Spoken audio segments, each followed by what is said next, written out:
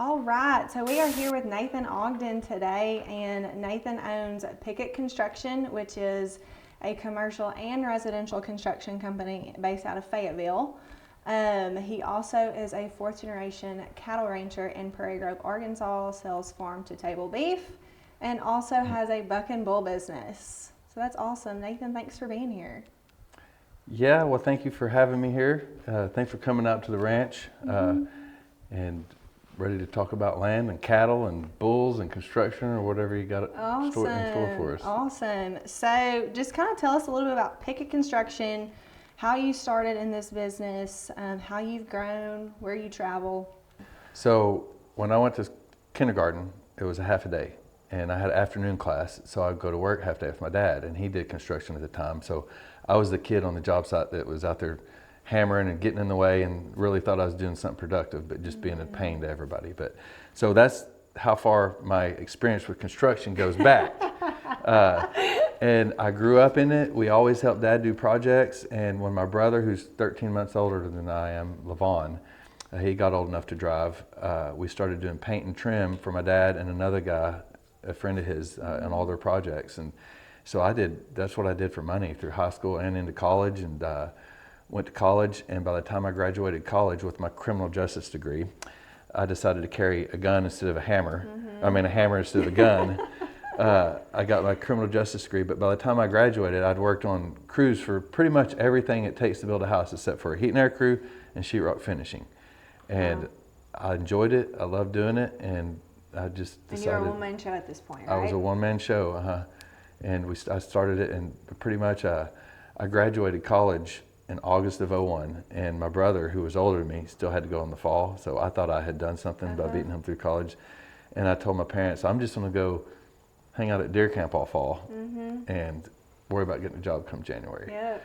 Well, funds started getting low, so I started picking up some odd jobs, and a guy my dad actually built a house for asked me to build a fence, and I went and rented a skid steer. It's $450 for a week. And the next guy, the neighbor, asked me to build a fence, and I was like, I'm not going to pay $450 again for renting a skid steer. Hey, Dad, can I get a loan so I can go buy a skid steer? And my dad gave me $3,500 for a down payment on a skid steer at Williams Tractor, and Donald Williams gave me credit because he knew my dad. And my payment was $316 a month. And Pickett's construction was pretty much born right then, because I honestly had a responsibility. Yeah. And I borrowed that money from my dad, promised I'd pay him back at the end of the year, and that was in January 17, 2002. And I paid Dad back at the end of the year and had $1,800 left in the bank, and I'd done 36 jobs, and I was loving life. Like I did what I wanted, I loved it, and I said, this thing's gonna work. Yeah, and it has. And off we went. You know, till now, to today, we're probably at like job 12,400 and something, I think. Wow. Okay, so you're a one-man show. I was. Okay. And that first year, I did 36 jobs, and I would hire people to help me, like if I needed help hanging siding, or, you know, I had some guys helping me build fences, and I'd go off and do the other stuff on my own. But the first year we did 36 jobs, and that was 2002. Another, like in 2003, we started working with the Lindsay family and on their apartments and stuff, and that's when we really started growing quick and going to other states. And I'll never forget, probably 04, 05, I told my dad I was hanging my nail bag up. Yep. Just because it took too much, and I just couldn't stay out in the field if I wanted to keep the work coming in. But here we are in, 2025, I think we're on job number 12,400 or something. That's amazing. So it's been fun. So you say Lindsay, their properties? Well, mainly the apartments. Okay, okay. So were you doing like renovation work? Were you helping build the Lindsay apartments, like multifamily? Okay. So we started out doing their roofs, and now we do most of their roofs and re-roofs and all their new roofs, and that's just turned into a lot of their large-scale maintenance repairs. Like we won't go in when a tenant moves out and fix a unit, but like the exterior repaints or parking lot repairs. We have a division at Pickett. We call it our client services division, that does just that kind of stuff. Then we have a roofing division now, and we don't really do residential customs anymore. Okay. We'll build like a subdivision for someone and build the whole thing out as specs. We just finished a subdivision of duplexes for a guy, but we do commercial, which is like the Prairie Grove School that we're doing right now, and the athletic facility. We do banks, and then we have a multifamily division that builds multifamily That's awesome. from the ground up. That's awesome. So how far do y'all travel? Like you're centrally located in Fayetteville, but how like vast? Where does your business go? So our general contractor, construction manager radius for the commercial and really the multifamily type stuff is about 5 hours from here. For the client services division, we have worked in 15 states, and 10 of those were with the Lindsay. I think 10 or 11 were with the Lindsay family. That's and then we've awesome. picked up other multifamily people that we do roofing for. And I mean, we've worked from the East Coast in South Carolina, North Carolina, right off the ocean, all the way to like Pullman, Washington. That's amazing. So, So how do you go through just a day in your life of Nathan Ogden, like managing this cattle ranch, managing your business? Like, what does that look like for you? you know, I've been blessed by having great people. And a few years ago, I inserted a guy named Doug Bryant at Pickett Construction as the general manager, which has really allowed me to step back and do some more things, be it the land stuff or with the ranch. And at the ranch, Steve Bartholomew managed the ranch forever, and he just at the first of this year stepped down to part-time. And we have a young man here now named Connor McReynolds that has taken on Steve's role, and he was here for I think almost 2-3 years with Steve, learning the ropes. So we're in good hands here, and Connor has actually jumped in on the buck and bull side of things that Steve didn't really like, and has helped us when we are hauling bulls to the PBRs. He and I have kind of taken turns, but we're kind of in one of those seasons right now that this season for teams we're not hauling any. I sent all the big bulls to another guy, just because we have so much going on. Yeah. So what would you say is one of the hardest things to manage about a construction company? The hardest thing to manage, I would say, changes and meddling from owners. Yeah. Like, especially on large jobs. Like, give us some plans. Here's what I want. Go build it. Right. You know, and it's just a lot of changes happen, and people don't understand when they start making changes how much time that takes to and affects the schedule. Right. So I'd say that's the hardest thing, is getting people to stay on task, like owners, to understand when to get you stuff and when you need answers. Yeah. That's probably the most difficult. So do you search for commercial land to build on, or are you the type of business where like a bank reaches out to you and says, hey, we found this property on a corner lot, can you come and build this for us? We do both. Okay. I have done some development stuff for a close friend of mine that we were partners on some stuff. But most of the time we ask that people have the stuff and you give us the plans and we go. But we are fully capable of finding land and developing. So when you find land and develop, are you leasing those out and keeping those commercial buildings for yourself? I've done both. Okay. Yeah, we've done both. Okay, awesome. So talk to us a little bit about your cattle operation, which is, I've been involved in farming and ranching essentially my whole life. So this is super fun for me to talk about. But I know that you do farm to table beef. So first off, what do you run? Cow-calf pairs? Do you run a stocker operation? Like, just how many acres do you run and operate? So we do cow-calf pairs in the beef side. Okay. We also do registered Angus, where we sell registered Angus bulls and commercial Sim-Angus bulls. And the beef that we sell comes out of the commercial beef operation. And the most we'd ever sold, like fattening out for somebody in a year, was like 3 head. And when COVID hit, I was just begging to put in a freezer somewhere. And COVID hit and we jumped on it. And since COVID, we sell anywhere from 4 to, I think at one time we were doing like 6 or 7 a month. But That's amazing. Yeah, you have to, it takes so long to get them ready to butcher, so you have to know way in advance of what you're going to do. But I think at peak we did 60 something in a year. That's awesome. So what is that process like as a consumer? So I call you, I notify you, hey, I want to purchase a fourth of a steer. So what is that process like? So my wife, Tracy, handles all the beef once we butcher it. And you can buy a quarter, a half, or a whole. Okay. And it's by hanging weight, and then you pay your processing. And if you buy any of those quantities, you pick up from Keys down in Almer Van Buren at the butcher. But we also bring at least one beef home a month and put it in the freezer at the Chapel Farm. And you can buy cuts, or Tracy does little packages on ogdenranch.com, and she'll just put specials on there, and people come over there and pick it up. That's what she's doing awesome. right now. So do y'all do any kind of shipping? We have tried it with a friend. It works. So it's something that we aren't real comfortable doing yet, but we shipped it to Kentucky. That's awesome. And so who has been your furthest customer? Like, or do you do most of your business local? It's all local. Okay. Yeah, we shipped that one just because it was a friend, just to see how it worked and all that. But how did that work? I'm curious. We just put it in a cooler and shipped it. Put the overnight? Little ice pack bags in there, and overnighted it. And it was all still frozen when they got it. Yeah, that's awesome. You don't want to go shipping a quarter of beef like that, but one of those little sampler packages that we do with some steaks and roast and burger work pretty good. So how many cattle do you have right now? I think we're at 320 something mama cows. Okay. And we're, our target is 350 to 360, so we're a little bit light right now, which we're holding back all our heifers right now, which kind of sucks because the cattle market is through the roof right now. Well, it's been that way for the last 6 months. It has. So, like, what are your predictions of the cattle market, like, moving forward? Do you think it's going to stick, or do you think it's going to, fluctuate? It never sticks, unfortunately. But it has for the last 6 months. It has for the last 6 months. I think with the screwworm stuff going on in Mexico and, the import shut off, it's going to stay, I think, bullish and good for a while. But I'm of a mind that someday my kids need a career.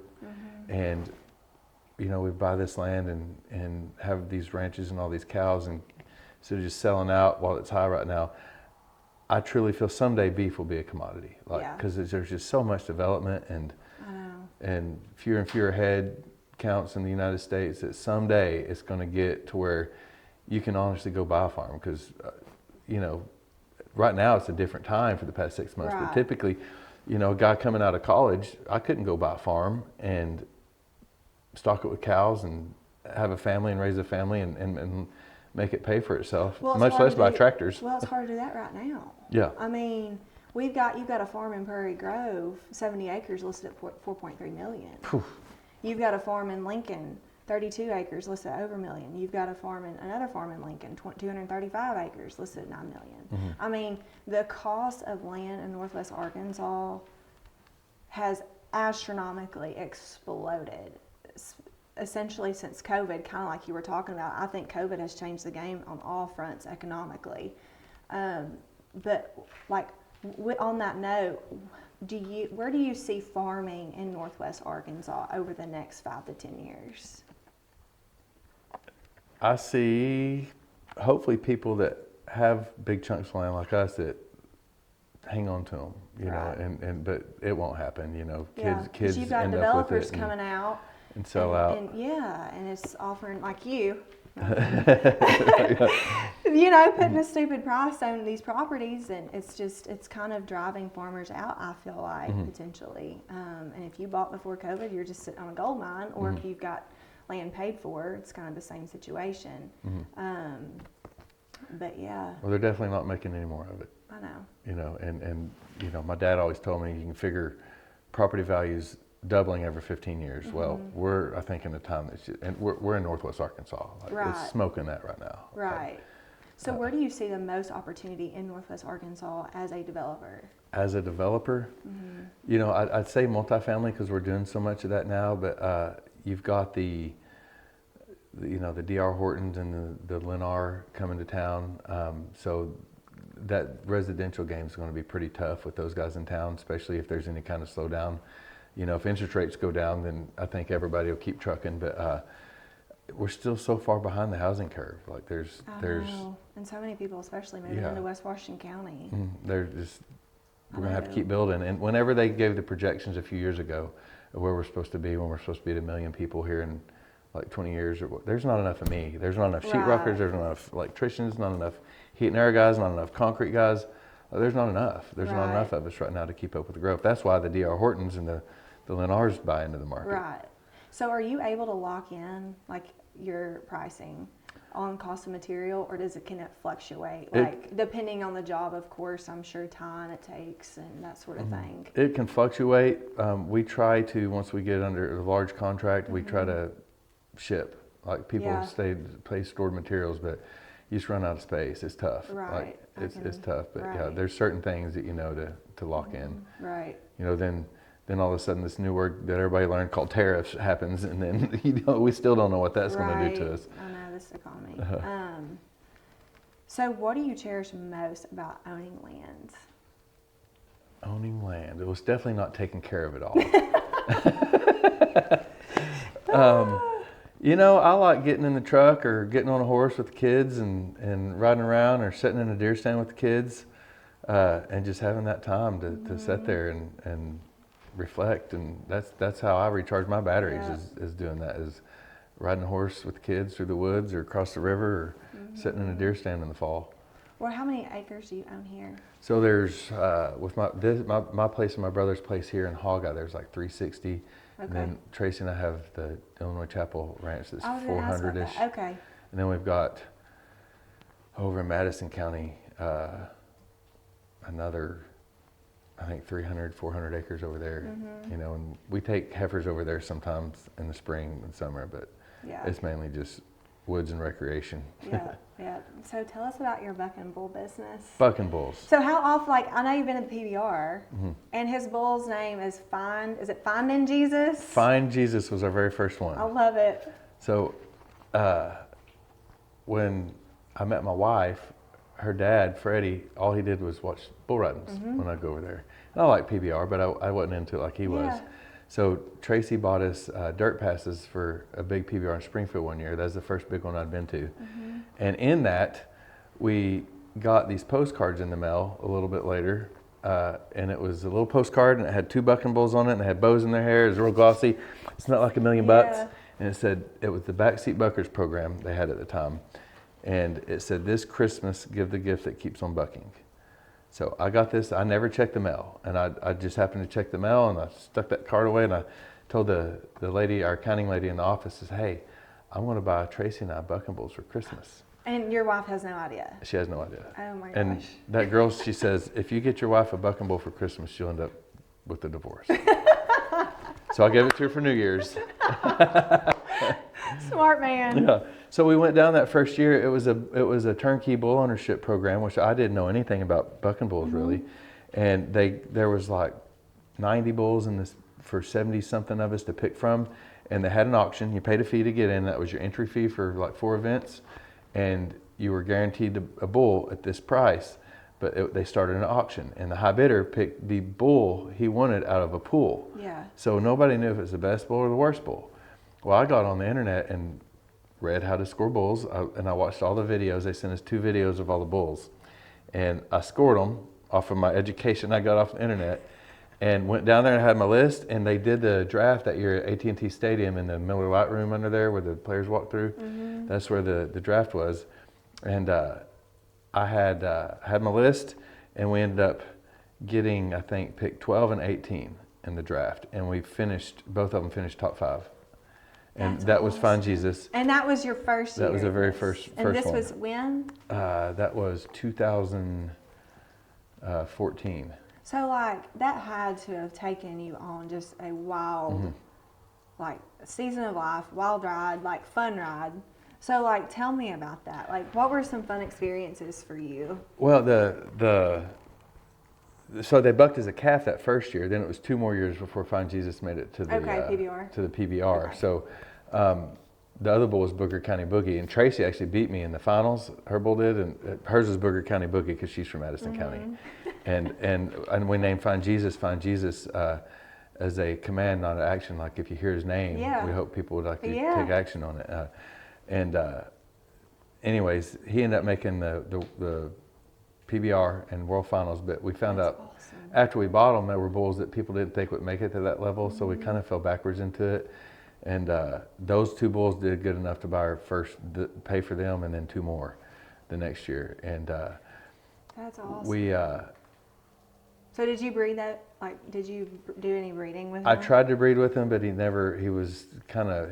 have a good semen count. So we got, the only calves we had out of them were out of recips, and they were beef moms. So we never had any bucking calves out of them. But that's turned into, I don't know how many bulls we've had make the World Finals, but I would say the funnest time in all those years at a PBR, honestly, it was probably that they did during COVID, they had a PBR on an aircraft carrier and down in Corpus Christi. And we took the kids and got on there, and that was pretty unique because I'm all about World War II and museums and all that stuff, and appreciating what sacrifices, you know, people like my grandfather had made, and that aircraft carrier deal was pretty neat. Yeah, that's wild. So explain to me, like, you make it to the PBR, and it's like you've got these, what is it, top 20 bull riders, top 10? No, now it's top 35 and even 40 in the Unleash the Beast season, and now they have a team season, which is going on right now. Okay. So there's 10 teams with 5 guys start, so there's 50 guys that will play in a weekend, and then they have alternates. Like I think they have a 12-man roster, but they take 7 to each event. So like, how do you draw your bull? Like, explain this to me. So in the team season, the director of livestock, Riley Gagnon, like stock contractors send him your list. Here's what I would like to take to Austin, like this past weekend, and he'll say, all right, here's what I'll take, and then you show up with them, and he matches a bull that's similar. Okay. So each team competing against each other has a pretty equal pin, and then they give the list to the coaches, and the coaches pick who gets on the bull. So the team thing's a little bit tougher on the bull now, just because they're picking riders to go on they think are going to ride them into their hand and have a better chance of riding.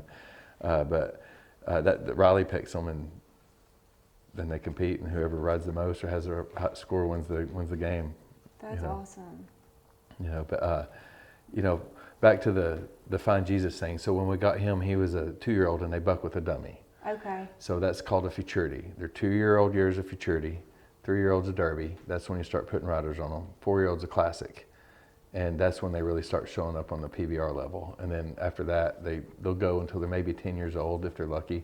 But Oakley, our oldest daughter, had a bull this past year called Mare of Hogeye that won the Junior Futurity World title. That's awesome. So that's probably been, you know, the best young one we've had.